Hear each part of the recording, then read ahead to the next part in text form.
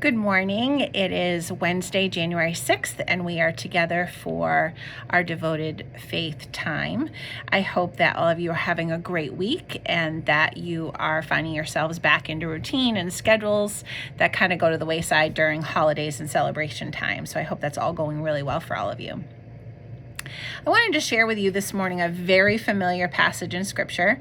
If you go to church or don't go to church, if you're a Christ follower or you're not a Christ follower, probably you know this. And if you don't know it, you've at least heard it and it's familiar to you. So I'm going to read to you from Matthew 6, and this is what it says. Our Father in heaven, hallowed be your name. Your kingdom come, your will be done on earth as it is in heaven. Give us today our daily bread, and forgive us our debts, as we also have forgiven our debtors.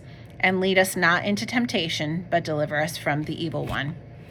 So you and I know that as the Lord's Prayer. And Jesus himself says exactly how to pray. He teaches us exactly how to pray. So he's the expert in this.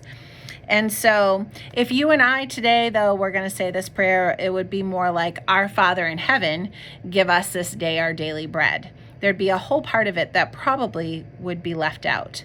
Why do I say that? Is because you and I tend to just jump right to giving our requests to God, our wish list, our want list, right over to him. Now, there are times that that's not necessarily wrong or incorrect way to do things. If we are in an emergency or there's an urgent matter or a crisis, then of course, God is just waiting for us to rely on him for help. And so there's nothing wrong with that piece to it. But if we're having quiet time and conversation with God, Jesus teaches us in this passage that there's a right and a better way to do this.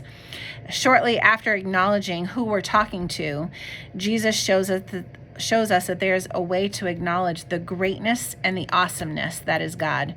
That there's a time in this passage that we're to acknowledge out loud how great and awesome God is.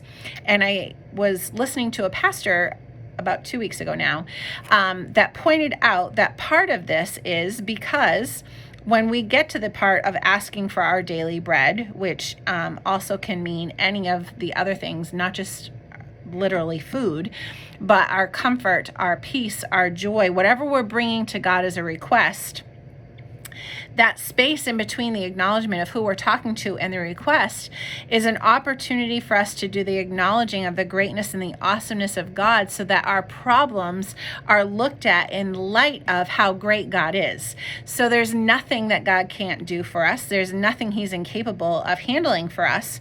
And so there's an acknowledgement of that before giving the request to him. So for me personally, I've started to change how I go about most, not all yet, most of my prayer time with God by acknowledging and thanking him for the greatness and the awesomeness that he is before I give those requests over to him. There's that honor and that acknowledgement of how great God is and how great his love is for me before I give those requests over to him. So I hope that's an encouragement to you. Maybe it's a challenge for some of you. It definitely was for me. So I look forward to maybe hearing from some of you about how that maybe has changed or challenged you. And I hope that if nothing else, it was an encouragement as a reminder as to how great our God is and how awesome he is and how very much he loves us and wants us to bring our requests to him. So I hope you have a great week, and I'll see you again next week.